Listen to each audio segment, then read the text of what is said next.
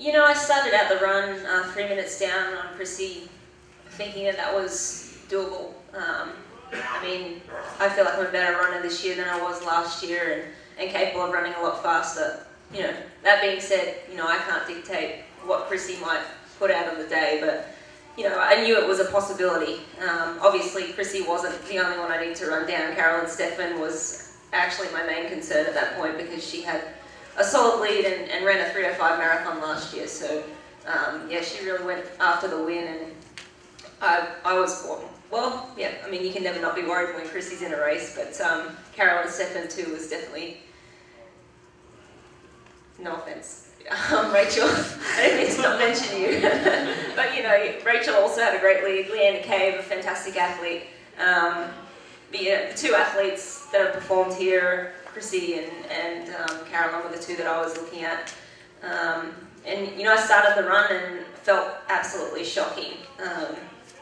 Everyone says they struggle here, but my last 2 years, I was more holding myself back in the first half of the race, and this year I was actually kind of pushing, and she was running away from me in the start, and I just, I thought that, I'd be lucky to get on the podium at that point. It wasn't until, I reached past halfway in the marathon that I started to get my legs under me and start to feel like, okay, maybe I can pull her back. But, my main concern at that point still was, I was in 4th or 5th place. I had Rachel to pass, and then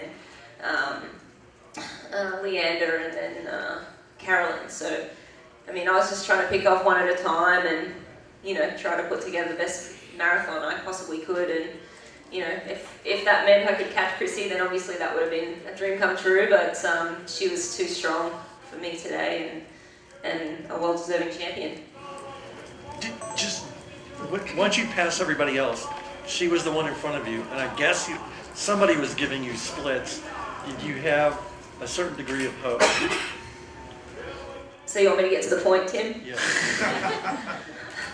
I had, that when you're out there, you get splits from so many different people, and they're always different. My coach was out there in parts, and I can trust her, but sometimes even her, I'm like, come on, Siri.